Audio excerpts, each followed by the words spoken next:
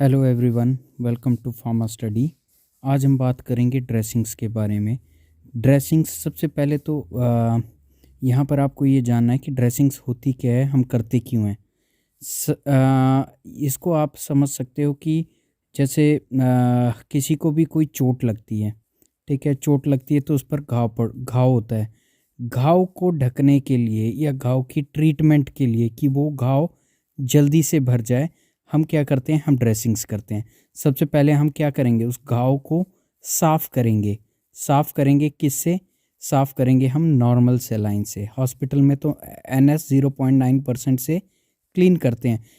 और घर पे अगर कोई मतलब ऐसी इंजरी हो जाती तो आप नॉर्मल पानी से उसको धोगे, ठीक है। धोने के बाद हम क्या करते हैं, एंटीसेप्टिक सॉल्यूशन लगाते हैं, ठीक है। एंटीसेप्टिक सॉल्यूशन लगाने के बाद हम क्या करते हैं, उसको कवर करते हैं।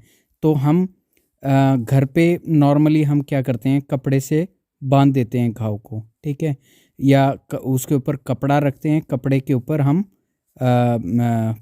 एक और कपड़ा बांध देते हैं, ठीक है। तो उसको हम ड्रेसिंग्स बोलते हैं, ठीक है। तो ड्रेसिंग्स हॉस्पिटल में हम कैसे करेंगे? जो घाव होगा, घाव के ऊपर हम कपड़ा नहीं रखेंगे, यहाँ पर क्या रखेंगे, गॉज, ठीक है, गॉज रखेंगे। GAUZE, गॉज रखेंगे। गॉज आपका क्या होता है, स्टेराइल पीस, ठीक है। उसको वो स्टेराइल होना चाहिए। स्टेराइल कहने का मतलब ये है कि जो गॉज है आपका, वो इधर उधर कहीं टच नहीं होना चाहिए, ठीक है। उसको हम सिंपली मतलब जैसे वो पैकेट में बंद होगा, उस पैकेट से निकाल करके डायरेक्ट हम उसको क्या करेंगे, घाव के ऊपर रख देंगे विद एंटीसेप्टिक सॉल्यूशन। तो समझते हैं हम ड्रेसिंग्स कैसे करेंगे।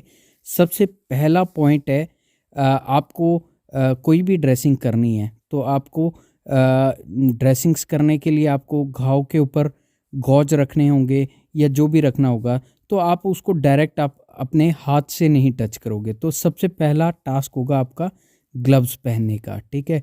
तो ग्लव्स आप पहनोगे, ठीक है। इससे पहला आप टास्क और भी कर सकते हो, आप वॉश कर सकते हो अपने हैंड को, ठीक है। पर हैंड को जब आप वॉश करोगे, उसके बाद जब आप ग्लव्स डालोगे तो हाथ आपके क्योंकि गीले होंगे, तो गीले होने की वजह से ये ग्लव्स प्रॉपरली आप वियर नहीं कर पाते हैं। तो हैंड वॉश करने के बाद उसको अपने हाथ को प्रॉपरली सुखाने के बाद आप क्या करोगे, ग्लव्स को पहन लोगे। ग्लव्स को पहनने के बाद आप क्या करोगे, सबसे पहला टास्क होगा आपका, जो घाव है, घाव को वॉश करना है, ठीक है, धोना है। और आप नॉर्मली अगर घर पर हैं तो घर पर आप किस चीज़ से आप घाव को धोगे, घाव को धोगे आप पानी से, ठीक है।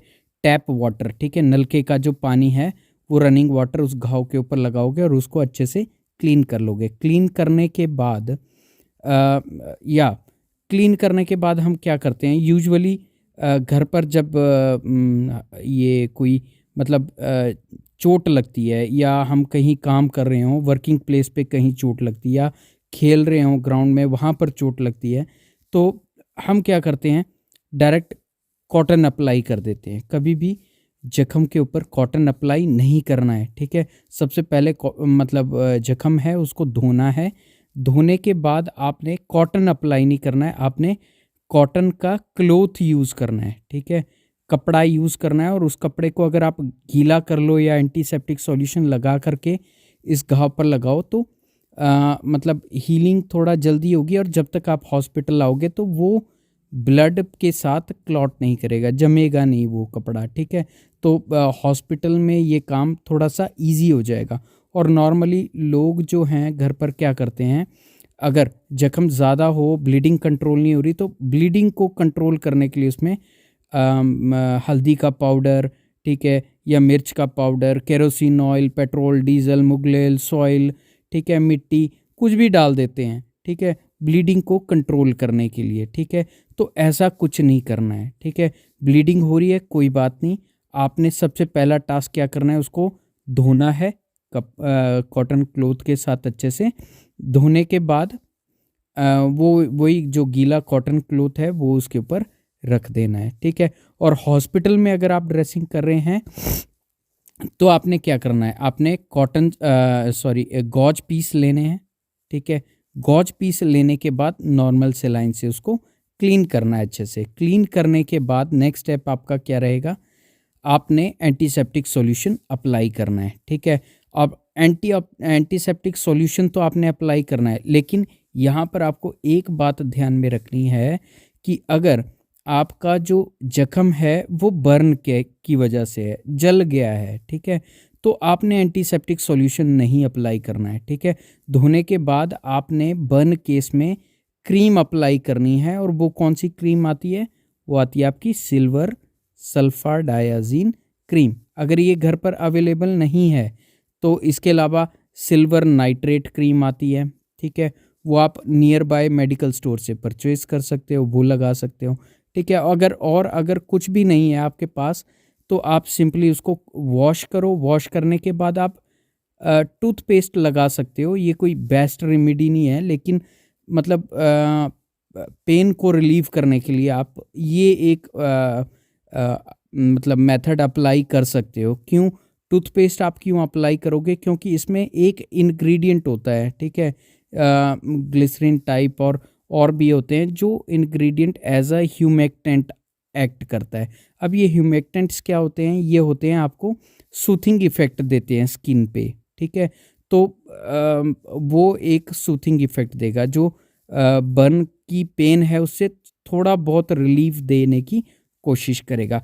पर ये नहीं है कि आपने डायरेक्ट अप्लाई कर दिया और वो सूख गया पेस्ट, ठीक है, तो वो भी प्रॉब्लम करता है। तो आपने कपड़े में उसको पेस्ट को लगा करके थोड़ा सा और वो कपड़ा ऊपर रख देना है ताकि वो सूखे भी ना और पेशेंट को रिलीफ भी मिले, ठीक है। तो एंटीसेप्टिक सॉल्यूशंस कहाँ पर अप्लाई नहीं करने हैं, बर्न वुंड्स में आपने एंटीसेप्टिक सॉल्यूशंस अप्लाई नहीं करने हैं, ठीक है। तो एंटीसेप्टिक सॉल्यूशंस आपके कौन कौन से हो गए, देखो बीटाडीन सॉल्यूशन हो गया।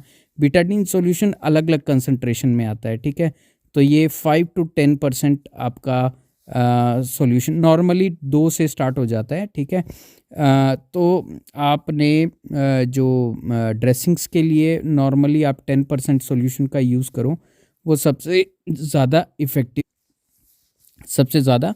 इफ़ेक्टिव होता है, ठीक है। इसके अलावा घर पर आपके डिटॉल होता है, सेवलोन होता है, ये भी आप घाव पर अप्लाई कर सकते हैं, ठीक है। छोटा जख्म है तो आप घर पे ट्रीट कर सकते हो, बड़ा जख्म है तो आप हॉस्पिटल में ही उसका ड्रेसिंग करोगे, ठीक है। अब ड्रेसिंग करने के बाद आपने गॉज लगा लिया, ठीक है, एंटीसेप्टिक सॉल्यूशन लगा लिया गॉज में और वो जख्म के ऊपर आपने रख दिया। उसके बाद नेक्स्ट स्टेप आपका क्या होगा, आपका स्टेप होगा कवर द वुंड, ठीक है। जो जख्म है उसको कवर करना है। अब कवर आप किस चीज़ से करोगे, कवर करोगे आप बैंडेजेस से, ठीक है। बैंडेजेस भी आपकी अलग अलग साइज़ की होती है, ठीक है। तो वो डिपेंड करेगा कि आपका जख्म कितना बड़ा है, ठीक है। तो अगर आपका जख्म ज़्यादा बड़ा है तो आप लार्ज साइज़ बैंडेज का यूज़ करोगे। अगर जख्म आपका छोटा है, नॉर्मल है, ठीक है, तो आप स्मॉल साइज़ बैंडेज का यूज़ करोगे। और बैंडेज यूज़ करने के बाद आप उसके ऊपर क्या लगाओगे, एडेसिव टेप, ठीक है। तो यहाँ पर आप गॉज पीसीस और बैंडेजेस का आप यूज़ कर सकते हो जख्म को कवर करने के लिए। ये सबसे इम्पॉर्टेंट है। जब आपने एक बार ड्रेसिंग करा ली, ठीक है, कराने के बाद ये नहीं है कि उसको एज इट इज़ ही रखना है, ठीक है। 1 दिन के बाद आपको दोबारा से ड्रेसिंग करानी है, ठीक है। जब तक आपका जख्म ठीक नहीं हो जाता तब तक आपने ड्रेसिंग्स को 1-1 दिन के बाद करवाते रहना है। Change the dressing day after, तो ये हमेशा आपको ध्यान रखना है। सबसे लास्ट स्टेप आएगा, आपने ग्लव्स अपने रिमूव कर देने हैं और हैंड्स को वॉश करना है, ठीक है। तो हैंड को भी आपने ऐसे नॉर्मली वॉश नहीं करना है।